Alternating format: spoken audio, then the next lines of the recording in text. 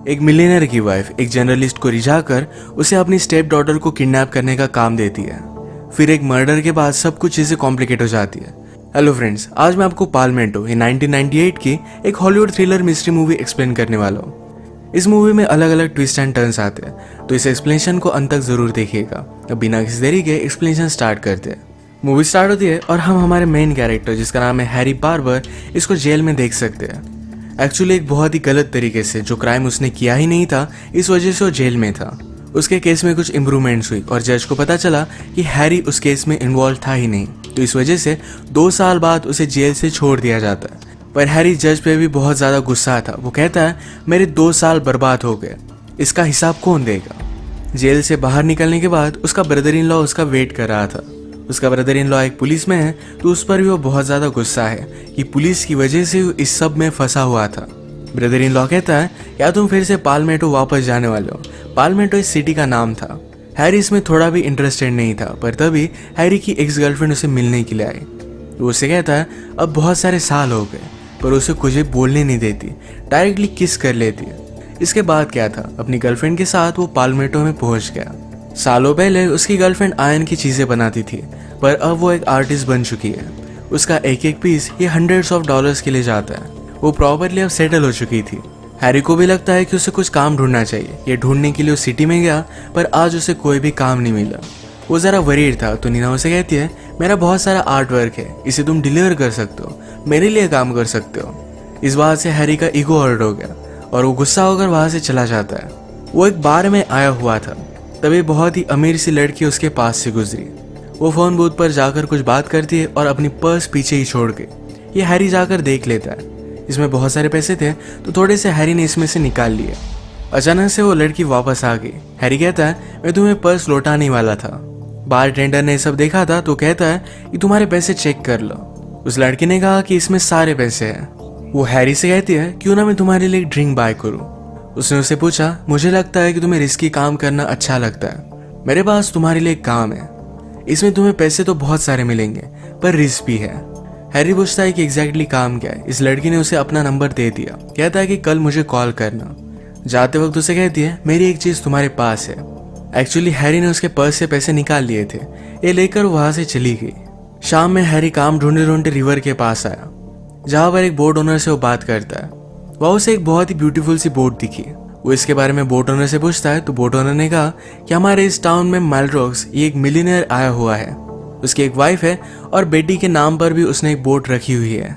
अगले दिन हैरी की गर्लफ्रेंड नीना ये मेलरॉक्स की यहाँ ही डिलीवरी देने के लिए जा रही थी, तो हैरी कहता है कि मैं देकर आता हूँ। वो यहाँ पर पहुंचा तो डायरेक्टली उसी लड़की को देखता है। एक्चुअली ये मेलरॉक्स की वाइफ थी। अब मिसेस मेलरॉक्स इतनी अमीर है तो उस पर वो ट्रस्ट कर सकता है। हैरी ने उसे कहा कि काम क्या है ये तुम मुझे बताओ। वो उसे पैसे देती है और कहती है सी के पास एक हाउस रेंट करो, वहीं पर हम बात करेंगे। इसके बाद रात में मिसेस मेलरॉक्स उसे मिलने के लिए आई। हैरी को पता था कि वो कुछ ना कुछ तो इलीगल बात करेगी, इस वजह से उसने टेप रिकॉर्डर को ऑन कर दिया। मिसेस मेलरॉक्स कहती है तुम्हें मेरी डॉटर ऑडेट की किडनैपिंग करनी पड़ेगी। ये काम रिस्की था, तो हैरी जरा कतराता है। तो मिसेस मेलरॉक्स ने कहा कि कोई भी किडनैपिंग होने नहीं वाली, ये प्लान मैंने और ऑडेट ने मिलकर ही किया है। ऑडेट कहीं घूमने चली जाएगी और इसके बदले में हम $500,000 की रैंसम मांगेंगे। ये कॉल तुम करोगे। इसके 10% $50,000 ये वो हैरी को देने वाली थी। ये सारी कुछ डिस्क्रिप्शन देते हुए उसने हैरी को रिझाने की कोशिश की। हैरी भी उसकी ब्यूटी देखकर उसके साथ इंटीमेट हो जाता है। ये काम करने के लिए रेडी था, पर इससे पहले वो ऑडेट से मिलना चाहता था। ऑडेट उसे मिलने के लिए आई। हैरी वंडर करता है ये सारी चीजें वो करना क्यों चाहती है। एक्चुअल में मिसेस मेलरॉक्स ये उसकी स्टेप मदर है। ये सारा प्लान उसी का था, पर ऑडेट को भी पैसों की जरूरत होती है। उन्हें हमेशा से ज्यादा पैसे खर्च करने की आदत है।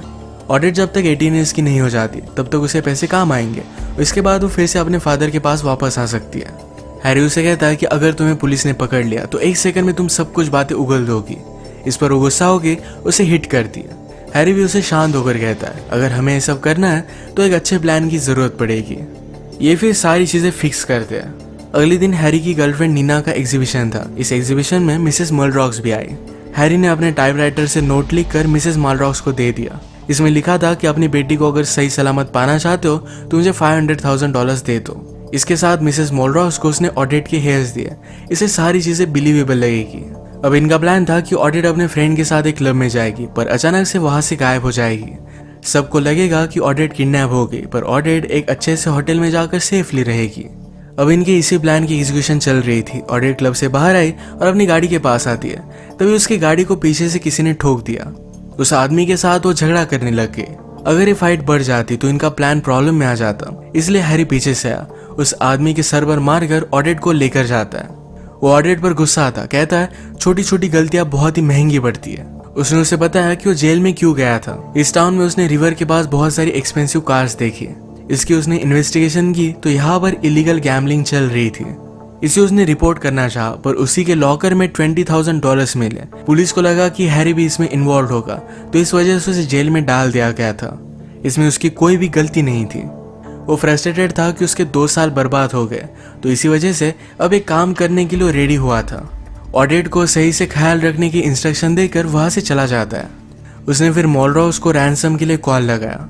अगले दिन हैरी को लेने के लिए पुलिस आते हैं। पुलिस स्टेशन जाने पर उसे पता चलता है कि उसके ब्रदर इन लॉ ने उसे बुलाया हुआ था। एक्चुअल में पुलिस को ऑडिट की किडनैपिंग के बारे में पता चल चुका है। वो चाहते थे कि प्रेस में किसी को भी इसके बारे में पता ना चले। हैरी पहले जर्नलिस्ट हुआ करता था, तो उसे इसके बारे में पता है, तो यही काम उसे वो दे देते हैं। हैरी ने फिर ऑडिट को कॉल लगाया। वो कहता है अभी के अभी तुम वापस आ जाओ, हमने अब तक कुछ भी गलत किया नहीं है। ऑडिट इस बात के लिए नहीं मानती। हैरी फिर अपने ब्रदर इन लॉ के पास गया। वो कहता है कि शायद ऑडिट कहीं भाग गई हो, मे बी ये रैंसम वगैरह सिर्फ एक प्रैंक हो सकती है। ब्रदर इन लॉ ने कहा कि मुझे भी ऐसा ही लग रहा था, पर ऑडिट ने घर पर कॉल किया। वो रो रही थी। वो कह रही थी अगर उसके फादर ने पैसे नहीं दिए तो ये लोग उसे मार डालेंगे। हैरी इस बात पर बहुत ज्यादा गुस्सा हो गया। वो मिसेस मॉलरॉस को मिलने के लिए बुलाता है। हैरी ने उससे पूछा कि पुलिस को कैसे पता चल गया। वो मिसेस मॉलरॉस पर ही शक कर रहा था, पर वो कहती है कि मैंने ऐसा कुछ भी नहीं किया। फिर से उसकी ब्यूटी देखकर, उसके रिझाने की कोशिश देखकर वैसे उसकी बातों में आ जाता है। ये दोनों इंटीमेट हो गए। फिर हैरी ने उसे कहा आज रात ही हमें रैंसम मांगनी पड़ेगी। उसने फिर ऑडिट को फिर से सिटी में बुला लिया था। उसने रात में मिसेस मॉलरॉस को कॉल कर एक जगह पर पैसे रखने के लिए बोल दिया। सक्सेसफुली हैरी ये पैसे लेकर आता है। अब वो बहुत ही ज्यादा खुश था। अपने रेंट किए हुए प्लेस पर वो पहुंचा, पर उसे डायरेक्टली ऑडिट की डेड बॉडी वहां मिली। वो बहुत डर जाता है। उसे समझ में नहीं आ रहा था कि क्या करना चाहिए। उसने फिर ऑडिट की डेड बॉडी ली और अपने कार में डाली। इसे वो ठिकाने लगाने वाला था, पर बहुत सारी बारिश होने लग गई थी। एक कार को आगे देख नहीं पाया, तो इस वजह से उसकी गाड़ी साइड लेन से टकरा जाती है। उसका टायर भी फ्लैट हो चुका था। इसे वो फिक्स करने की कोशिश करता है, पर तभी एक पुलिस ऑफिसर पेट्रोल करता हुआ वहां पर पहुंचा। उसे गाड़ी के पेपर्स वगैरह बांधता है। हैरी ने कहा मेरा ब्रदर इन लॉ भी तुम्हारे साथ ही काम करता होगा। ये पुलिस ऑफिसर उसे जानता था, तो हैरी के साथ वो और भी फ्रेंडली हो गया। वो कहता है मैं तुम्हें फ्लैट टायर चेंज करने में हेल्प कर सकता हूँ। तुम्हारी डिक्की खोलो, हम इक्विपमेंट्स निकालेंगे। पर हैरी की डिक्की में ऑडिट की डेड बॉडी थी। हैरी जरा सोचता है और डिक्की खोलते वक्त उसने चाबी को तोड़ दिया। पुलिस ऑफिसर के पास अब और कोई ऑप्शन नहीं था। वो कहता है मैं एक टो ट्रक को कॉल करता हूँ, वो तुम्हें घर पर सेफली छोड़ देगा। इस मुसीबत से वो बाल बाल बच गया। अब हैरी गाड़ी और ऑडिट की बॉडी के साथ घर में था। वो आज रात टेंशन में ड्रिंक कर लेता है। सुबह जब उठा तो उसे पुलिस स्टेशन से कॉल आया हुआ था। नीना सारी चीजें नोटिस करती है। वो कहती है कल रात तुमने ड्रिंक किया, आजकल तुम बहुत ही अलग अलग लग रहे हो। हैरी कहता है कि उस लड़की के किडनैपिंग केस की वजह से मैं जरा डिस्टर्ब हूँ। जहाँ पर पैसों की एक्सचेंज हुई थी, उस क्राइम सीन पर हैरी को बुलाया गया था। पुलिस यहाँ पर फुटप्रिंट्स देखते जो हैरी से मैच कर रहे थे, पर उस पर कोई भी शक नहीं करता। हैरी ने आज प्रेस को कंट्रोल करने का सही से काम किया। हैरी का ब्रदर इन लॉ उसे कहता है कि हमारे पास एक विटनेस है। उस रात ऑडिट का जिस आदमी के साथ झगड़ा हुआ था, ये वही विटनेस था। हैरी उसके सामने नहीं आता और जल्दी से वहां से भाग गया। फिर हैरी जल्दी से घर आकर बॉडी को ठिकाने लगाने की कोशिश करने वाला था। इससे पहले उसने बैग निकाला। ये ओपन करते वक्त नीना उसे देख लेती है। कहती कि इस बैग में क्या है। हैरी ये बैग उसे छुपा लेता है। नीना ने कहा कि ये लड़की के बारे में ही है। नीना गैराज में जा रही थी, पर हैरी उसे रोक लेता है। नीना समझ गई कि वो लड़की गैराज में है। हैरी रोने लग गया। वो कहता है कि मैंने कुछ भी नहीं किया है। उसे सब कुछ चीजें बता देता है। उसने उसे पैसे दिखाए, पर एक्चुअल में अंदर सारी फेक नोट्स थी। नीना ने फिर मिसेस मॉलरॉस के बारे में कुछ इन्फॉर्मेशन निकाली। उसे पता चला कि मिस्टर मॉलरॉस का जो ड्राइवर है, जिसका नाम है डॉनली, उसके साथ मिसेस मॉलरॉस का चक्कर चल रहा है। इस सारे प्लान में वो दोनों शामिल थे।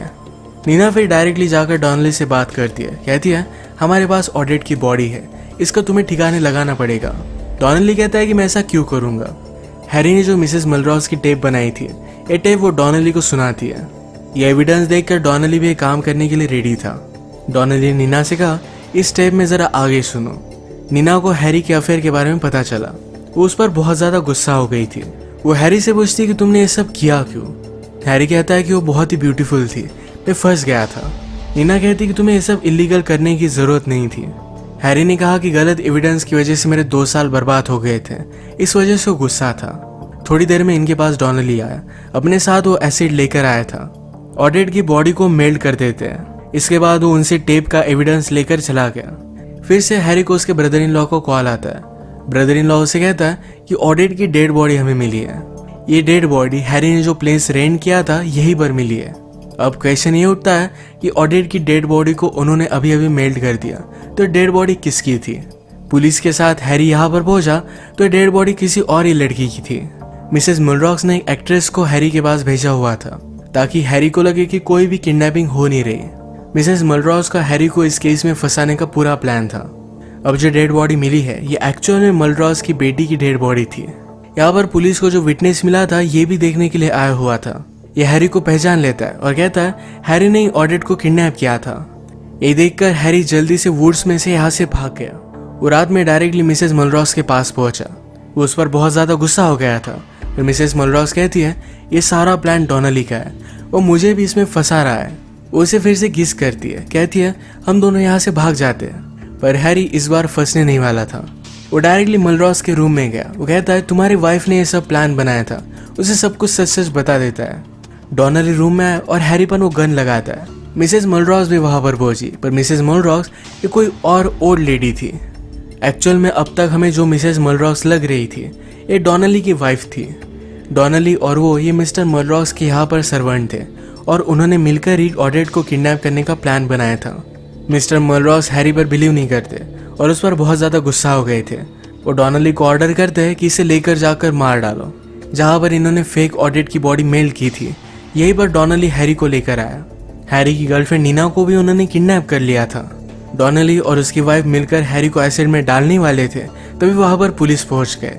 हैरी ने ऑलरेडी अपने ब्रदर इन लॉ को सारी चीजें बता दी थी।